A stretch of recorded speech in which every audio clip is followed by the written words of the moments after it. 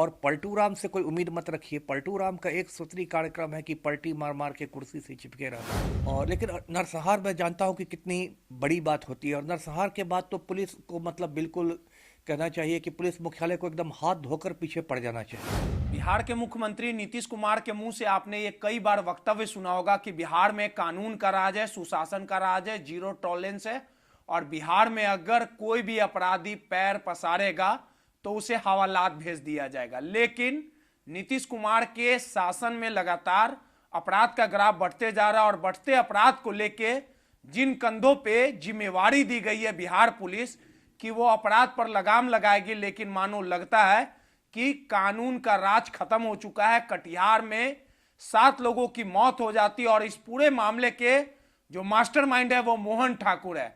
घटना के कई दिन बीत चुके हैं, लगातार इस पूरे मामले को लेकर बिहार में यह मामला सुर्खियों में है। आखिर कारण क्या है कि मोहन ठाकुर की गिरफ्तारी नहीं हुई?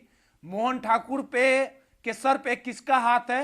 ये तमाम चीजों को समझने के लिए हमारे साथ पूर्व आईपीएस अमिताभ दास जी, उनसे बात करेंगे और समझने की कोशिश करेंगे कि आखिर इन्होंने तमाम चीजों को बारीकी से देखा। कई जिलों के एसपी भी रहे हैं कि इस तरह का जब मामला होता है, नरसंहार जब घटना होती है, और बिहार में कई ऐसी घटनाएं हैं जो नरसंहार देखने को भी मिला है, जब इस तरह की घटना होती है तो पुलिस कितनी एक्टिव हो जाती है और पुलिस आखिर सुस्त क्यों है, ये तमाम चीजों को समझेंगे। और मोहन ठाकुर का वर्चस्व कितना है बिहार में कि अभी तक उसे बिहार पुलिस छू तक नहीं पाई है। सर, आपने कई जिलों के एसपी के प्रभार में रहे, बाढ़ से लेके तमाम जिलों में रहे, धनबाद के एसपी रहे, रेल एसपी रहे, तमाम चीजों को आपने समझने का काम किया, काफी कड़क अफसर भी आप रहे हैं। एक बात बताइए सर कि नीतीश कुमार जी हैं, कानून का राज कहते हैं, लेकिन मोहन ठाकुर का वर्चस्व कितना बड़ा है? किसके सर पे हाथ है कि खुलेआम घूम रहा है, इंटरव्यू देता है, 7 लोगों का नाम आया है कि उसने 7 लोगों की हत्या कर दी। आखिर गिरफ्तार क्यों नहीं हो पा रहा? आखिर नीतीश कुमार को क्यों नहीं दिख रहा? बिहार पुलिस कहां है? देखिए, पूरे बिहार में अराजक स्थिति है। ये सिर्फ कटिहार की बात नहीं, पूरे बिहार में अराजक स्थिति है। आज खबर आ रही है कि सारण में 20 लोग मर गए हैं जहरीली शराब पीने से, और बिहार के कोने कोने से ऐसी खबरें आ रही हैं। और पलटू राम से कोई उम्मीद मत रखिए। पलटू राम का एक सूत्री कार्यक्रम है कि पलटी मार मार के कुर्सी से चिपके रहना। बिहार भाड़ में जाए, रसातल में जाए, इससे पलटू राम को क्या मतलब है? अब यही आपने कटिहार नरसंहार की बात की, इसमें 7 लोग मारे गए। देखिए, मैं किशनगंज का एसपी रह चुका हूँ। कटिहार और किशनगंज दोनों सीमांचल के ज़िले हैं। कटिहार बहुत ऐसे देखिए तो संवेदनशील ज़िला है। एक तो बंगाल के करीब पड़ता है, दूसरी बात कि झारखंड के करीब है। गंगा नदी के इधर कटिहार है तो उधर झारखंड का साहेबगंज है, और वहाँ से अपराधियों को इधर उधर दूसरे राज्यों में भागने के भी बहुत मौके मिलते हैं। और इन लोगों ने मजाक बना दिया। ये मोहन ठाकुर है जो मुख्य अभियुक्त, जिसका नाम आ रहा है नरसंहार में। मुझे जो जानकारी है उसकी माँ वहाँ किसी कहीं की मुखिया है, और वो घूम घूम के इंटरव्यू दे रहा है। अब आप नरसंहार कीजिए और इंटरव्यू दीजिए, तो ये तो हो गया कि आपने पूरी कानून व्यवस्था को मखौल बना के रख दिया है।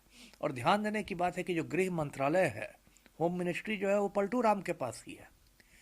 तो इसके लिए तो मुख्यमंत्री मतलब सीधे तौर पर उत्तरदायी हैं। उनका ना कोई अब तक बयान आया है, कुछ नहीं आया है। अगर बयान आएगा भी तो पलटू राम तो एक पुराने कैसेट की तरह बजने लगते हैं कि कानून अपना काम करेगा, हम ना किसी को फंसाते हैं, हम ना किसी को बजाते हैं। इनका पुराना कैसेट बजना शुरू हो जाएगा।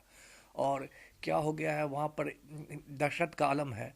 और इस तरह से वो लोग खुलेआम सोशल मीडिया पर लिख रहे हैं कि मिशन सक्सेसफुल हो गया और विकेट गिरेंगे। ये क्या है?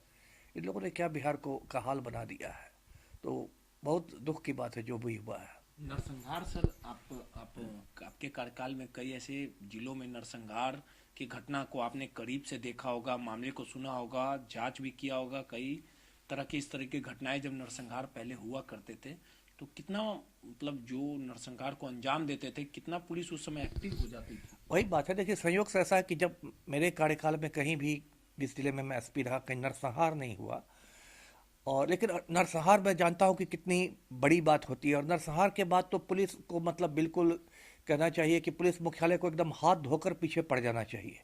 क्योंकि नरसंहार तो एक तरह से खुलेआम पुलिस को चुनौती है, प्रशासन को चुनौती है, सरकार को चुनौती है। तो उसमें तो मोहन ठाकुर पर बाकायदा पुलिस मुख्यालय को उसकी गिरफ्तारी पर कोई राशि, कोई पुरस्कार अनाउंस करना चाहिए था, कोई बड़ी राशि अनाउंस करनी चाहिए थी, वो अब तक कोई अनाउंसमेंट नहीं किया गया है। अब बताइए, तो ये कहाँ जा रहा है बिहार? किस तरफ जा रहा है बिहार? और ये तो एक तरह का मतलब जातीय संघर्ष शुरू हो गया है ना? ये अगड़ी और पिछड़ी जातियों का जो बिहार का एक की पुरानी एक बीमारी है, जातीय संघर्ष की, जातीय इसकी, कल को हो सकता है इसके बदले की कार्रवाई हो, तो एक अंतहीन सिलसिला शुरू हो जाएगा।